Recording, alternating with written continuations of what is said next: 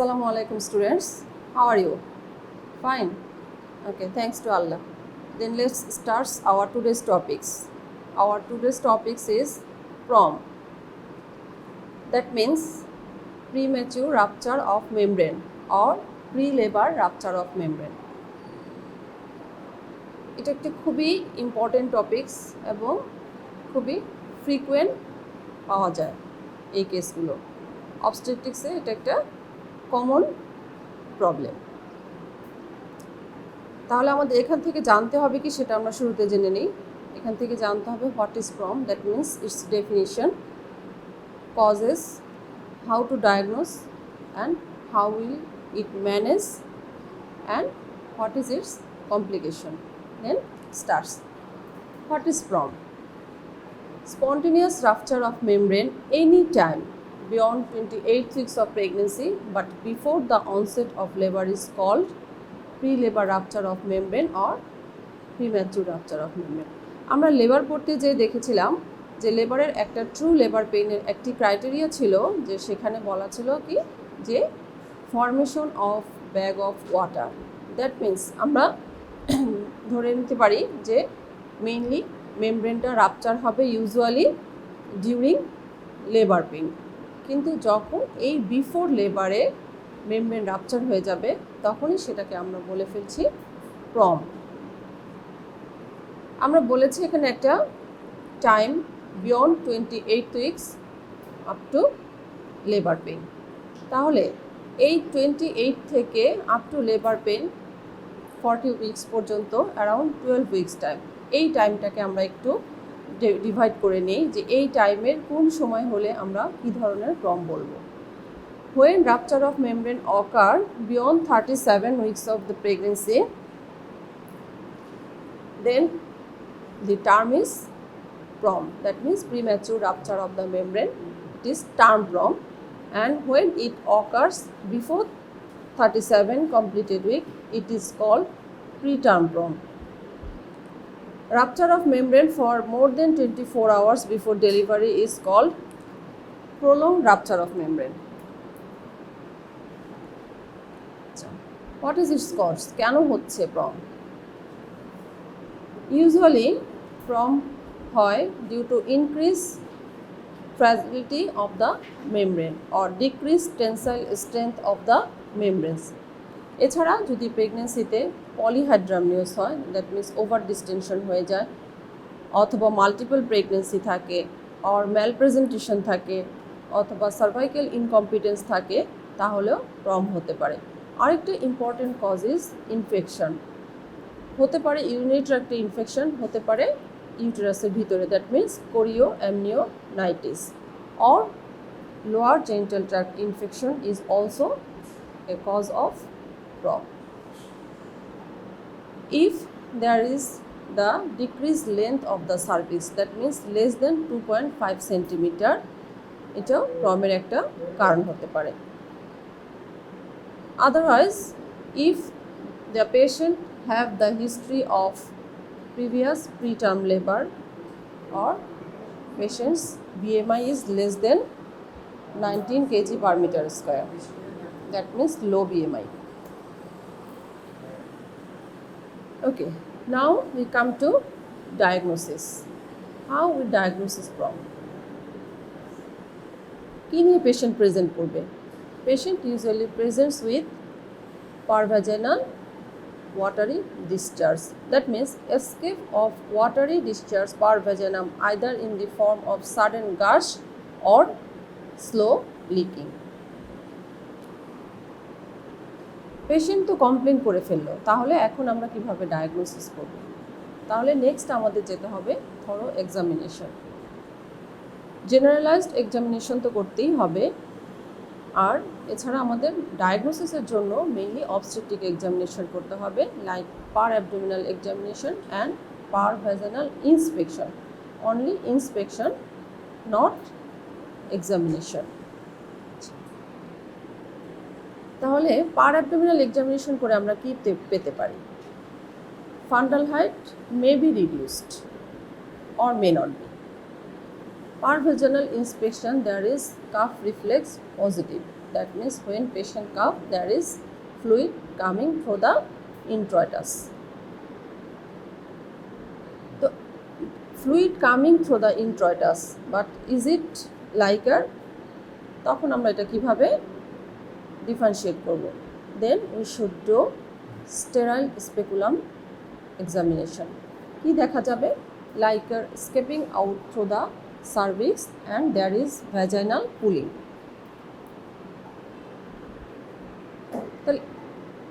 This is often confused with some other problem like hydroria gravidarum or incontinence of urine.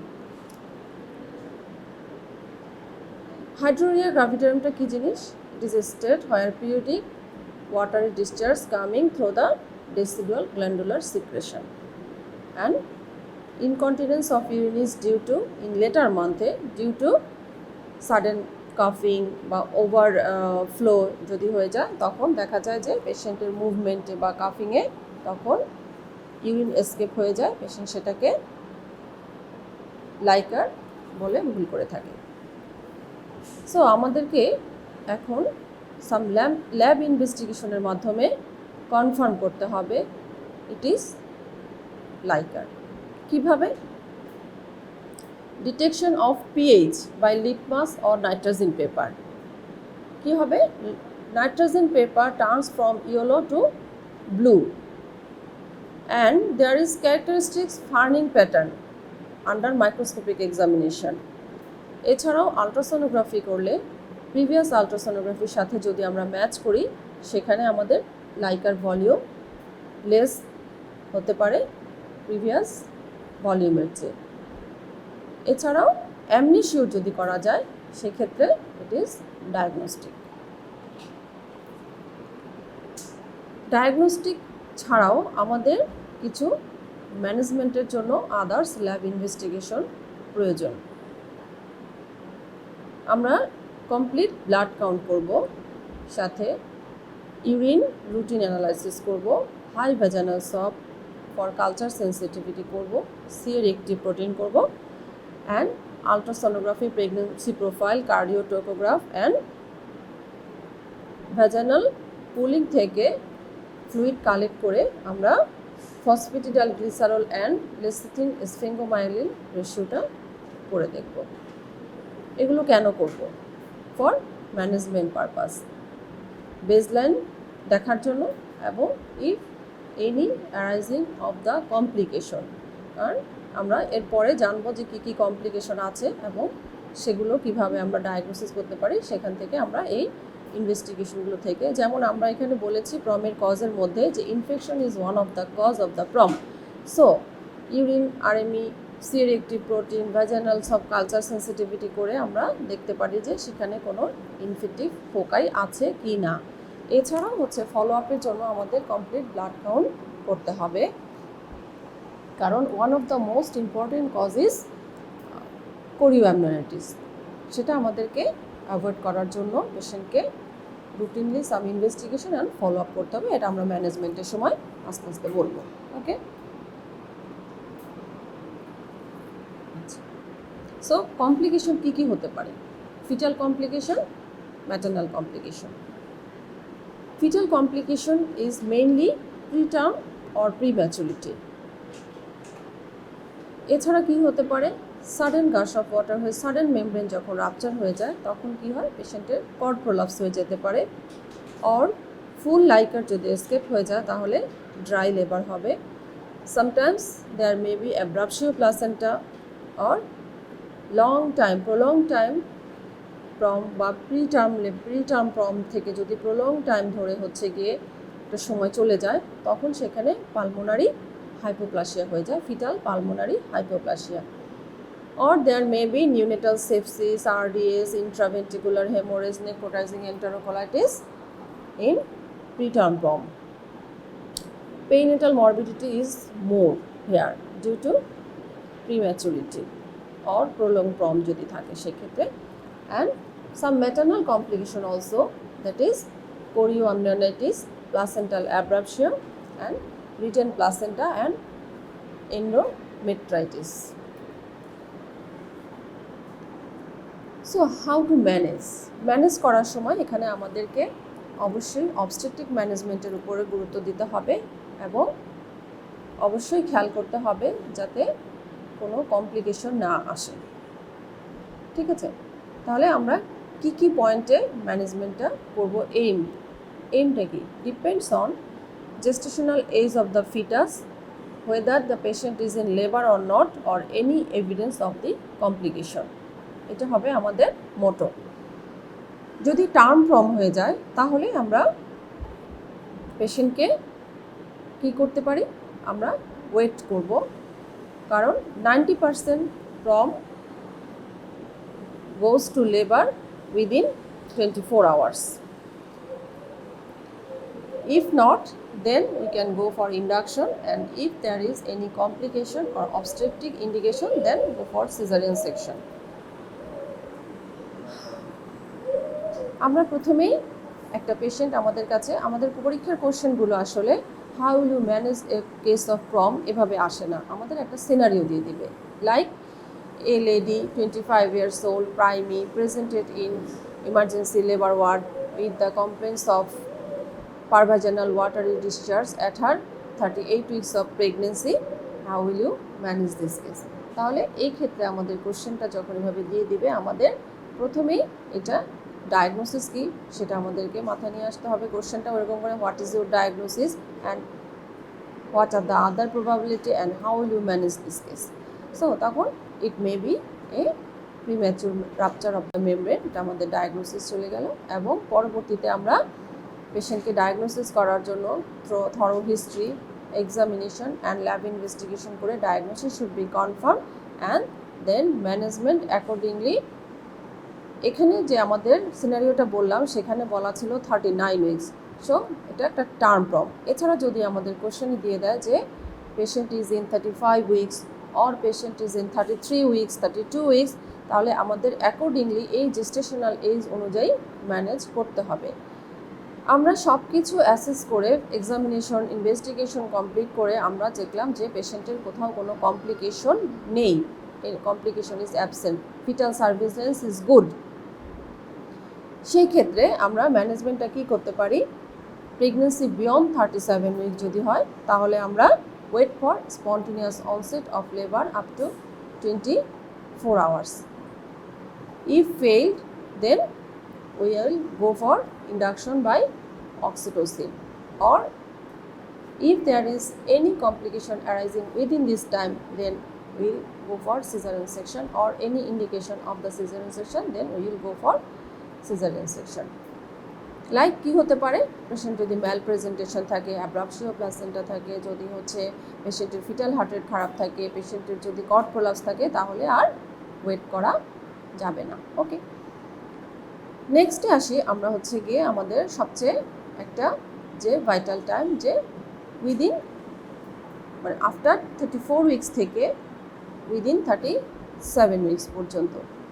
After 34 weeks হয়ে গেলে আমরা ধরে নিই যে লাং ম্যাচুরিটি কমপ্লিট। সো সেই ক্ষেত্রে আমরা যদি একেবারে ফ্র্যাঙ্ক প্রম হয়ে থাকে তাহলে আমরা ওয়েট করতে পারি আপ টু 48 আওয়ার্স পর্যন্ত। তারপর যদি লেবার পেইন স্টার্ট না হয় তাহলে সেই ক্ষেত্রে আমরা পরবর্তীতে যদি কোনো অবস্টেট্রিক কমপ্লিকেশন না থাকে, ফিটাল কোনো হ্যাজার্ড না থাকে, আবার আমরা অক্সিটোসিন ইন্ডাকশন স্টার্ট করতে পারি এবং মনিটরিং অফ দ্য লেবার। ওকে, কিন্তু আমাদের এখানে মোস্ট ইম্পর্টেন্টলি সবচেয়ে বেশি ম্যানেজমেন্ট করতে গেলে খেয়াল রাখতে হবে লেস দেন 34 উইকস প্রেগনেন্সি নিয়ে যারা প্রেজেন্ট করবে। তাহলে before 35 weeks of pregnancy with PROM কেসগুলো আমরা কীভাবে ম্যানেজ করব? এখানে পেশেন্টকে অবশ্যই আমাদের ফিটাল লাং ম্যাচুরিটির জন্য ভিটামেথাসন ইঞ্জেকশন দিতে হবে এবং ওয়েট করতে হবে up to expected management for lung maturation. এবং পেশেন্টকে অবশ্যই খুব ম্যাটিকুলাস ফলো আপ দিতে হবে, মনিটরিং করতে হবে, কারণ আমরা বলেছিলাম কি এর আগে আমাদের ম্যাটার্নাল কমপ্লিকেশনের মধ্যে মেইনলি ছিল কোরিও অ্যামিনাইডেসটা সবচেয়ে importantly, and some fetal complication বলেছি, প্রলং প্রম থাকলে কি হয় সেগুলো যাতে অ্যারাইজ না করে। তাহলে আমরা এটা কীভাবে করে রাখবো? Maternal surveillance and fetal surveillance daily maternal vital monitorings, pulse, blood pressure, temperature, ইউটেরাসের contraction, NEP, tenderness in the uterus and patients complaining of fever, pain abdomen or foul smelling discharge, এগুলো আমরা চেক করব regularly. আর অবশ্যই fetal heart sound monitoring করতে হবে periodically. Everything যদি ওকে থাকে এবং যদি হচ্ছে গিয়ে কমপ্লিট ফ্লুইড এসকেপ যদি না হয়ে যেতে থাকে, আমরা যদি আলট্রাসোনোগ্রাফি করে দেখি যে লাইকার ভলিউম তখনও ভালো আছে, সেই ক্ষেত্রে আমরা ওয়েট করতে পারবো। এবং ওয়েট করব অবশ্যই কতদিন পর্যন্ত? Up to lung maturity. Lung maturation হয়ে গেলে তখন আমরা যদি দেখি যে patient condition and fetal condition তখনও ভালো আছে এবং there is no leaking, then we can wait for another some duration. Okay, if there is any complication like chorioamnionitis and there is fetal distress or cord prolapse, then we will go for immediate management for delivery of the baby, either vaginal or cesarean section, that may be with the according to complication.